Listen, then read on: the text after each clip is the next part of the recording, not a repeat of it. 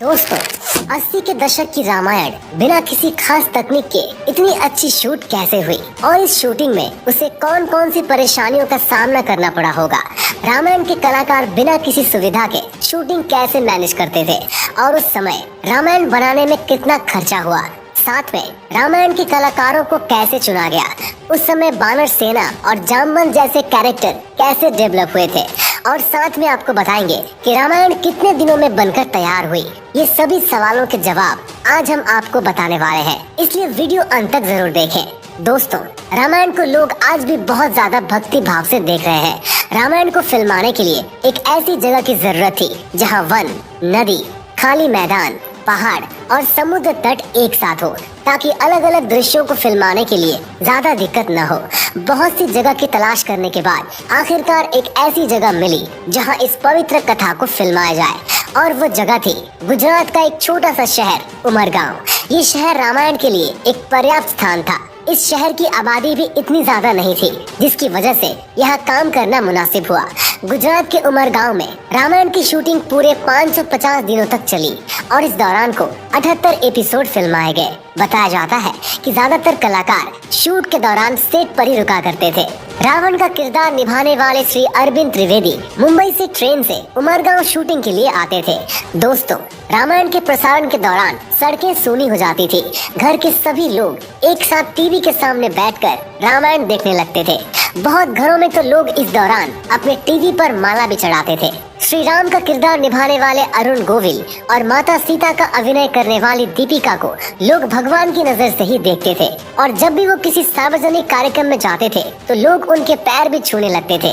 दोस्तों, अगर हम आपको रामायण की शूटिंग के बारे में बताएं तो रामायण में लक्ष्मण का किरदार निभाने वाले सुनील लहरी ने बताया कि रामायण में हनुमान जी को इधर उधर उड़ते हुए बहुत देखा गया है, मगर शूटिंग के दौरान असल में वो उड़ते नहीं थे, बल्कि वो तो कुर्सी या स्टूल पे बस खड़े कर दिए जाते थे। जी हाँ दोस्तों, सुनील लहरी ने बताया कि हनुमान जी के कंधे पर जब राम और लक्ष्मण को बिठाने वाला सीन शूट किया गया था तो वो उन सभी के लिए बहुत ही मजेदार रहा था और उन्होंने शूटिंग के साथ इसका खूब लुत्फ भी उठाया था। हनुमान जी के बड़े बड़े हाथ दिखाने थे तो इसके लिए एक रैंप तैयार किया गया था। इसी पर चढ़कर राम और लक्ष्मण जी गए थे और हनुमान जी के कंधे पर वहाँ बैठे थे।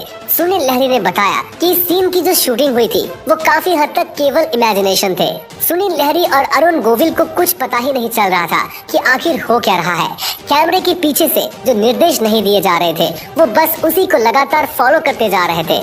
जिस वक्त इस सीन की शूटिंग चल रही थी उस वक्त अरुण गोविल और सुनील लहरी को ये सीन बहुत ही अटपटा लग रहा था। हालांकि जब एडिट होकर ये उनके सामने आया तो उन्हें बहुत ही खूबसूरत लगा और बाद में दर्शकों को भी ये बहुत पसंद आया। दोस्तों, रामायण की बात करते हुए रामानंद सागर के बेटे प्रेम सागर का कहना है कि जब वे उमरगांव में शो की शूटिंग कर रहे थे तब न जाने कितने ही लोग भगवान के दर्शन करने के लिए वहां पहुंच जाते थे।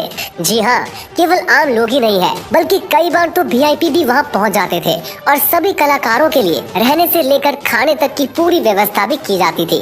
इसके साथ ही प्रेम सागर ने ये भी बताया कि शूटिंग करने का कोई समय तय नहीं होता था, यहाँ तक कि शूटिंग सुबह से लेकर आधी रात को 3 बजे तक भी होती रहती थी। दोस्तों, आपको जानकर हैरानी होगी कि हनुमान बने दारा सिंह जी को आधी रात को मेकअप करवाना पड़ता था और उनका मेकअप करने में करीब 2 से 3 घंटे का समय लग जाता था। इसके अलावा शो में बहुत से जूनियर आर्टिस्ट की भी जरूरत पड़ती थी, तो ऐसे में कई सैनिकों को इकट्ठा करना सच में काफी मुश्किल होता था। बता दें कि इस काम को करने के लिए आसपास के लोगों को गांव में ढोल नगाड़े बजाकर बुलाया जाता था और उनसे ये भी कहा जाता था कि जो काम करेगा उसे फ्री में खाना और कुछ रुपए भी दिए जाएंगे। दोस्तों, रामायण में राम का किरदार निभाकर प्रसिद्ध हुए अरुण गोविल जहाँ भी जाते हैं लोग उनके आगे नतमस्तक हो जाते थे। इस किरदार में अभिनेता को देखकर ऐसा लगता है मानो वो इसी के लिए बने हो, लेकिन बहुत कम लोग ही जानते होंगे कि रामानंद सागर ने पहले इस रोल के लिए इस अभिनेता को रिजेक्ट कर दिया था। इस बारे में अभिनेता अरुण गोविल ने एक शो में खुलासा किया। इस दौरान उन्होंने रामायण में अपने कास्टिंग के बारे में ये दिलचस्प किस्सा सुनाया था। उन्होंने बताया कि जब उन्हें पता चला कि रामानंद सागर रामायण बना रहे हैं तो वो उनके पास रोल मांगने पहुंच गए थे। रामानंद सागर के पास जाकर अरुण गोविल ने उनसे कहा कि वो राम का किरदार निभाना चाहते हैं। रामानंद सागर ने उन्हें देखा और कहा कि ठीक है, जब समय आएगा तो देखा जाएगा। कुछ समय बाद जब शो के कास्टिंग के लिए ऑडिशन शुरू हुए तो अरुण गोविल को भी बुलाया गया, लेकिन शो की टीम को उनका ऑडिशन पसंद नहीं आया, जिसकी वजह से उन्हें रिजेक्ट कर दिया गया। लेकिन फिर एक दिन रामानंद सागर ने अरुण गोविल को फोन कर मिलने के लिए बुलाया। इसके बाद जब अरुण गोविल राम के किरदार के लिए लुक टेस्ट देने पहुंचे तो उनकी स्माइल देखकर उन्हें तुरंत राम का किरदार मिल गया, क्योंकि उनकी मुस्कान में रामानंद सागर को भगवान जैसी सौम्यता नजर आई, जो राम के किरदार के लिए बिल्कुल परफेक्ट था। रावण के किरदार के लिए सभी चाहते थे कि अमरीश पुरी को लिया जाए। अरविंद त्रिवेदी ने केवट के किरदार के लिए ऑडिशन दिया। जब वो बाहर निकलने लगे तो बॉडी लैंग्वेज और एटीट्यूड देखकर रामानंद सागर ने उन्हें रावण का रोल दे दिया। रावण के रोल में ढलने के लिए उन्हें कड़ी मेहनत करनी पड़ती थी। शूटिंग से 5 घंटे पहले वो तैयार होना शुरू कर देते थे। उनकी ज्वेलरी से लेकर कपड़ों का वजन ही कई किलो का होता था। उनका मुकुट ही 10 किलो का हुआ करता था। अरविंद खुद भी राम भक्त और शिव भक्त है। जब वो शूटिंग पर जाते थे तो वो पूरा दिन व्रत रखते थे। शूटिंग खत्म करने के बाद वो रात में अपना व्रत तोड़ते थे। उन्हें इस बात का बहुत अफसोस होता था कि स्क्रिप्ट की वजह से उन्हें भगवान राम के लिए कड़वे शब्दों का प्रयोग करना पड़ता है।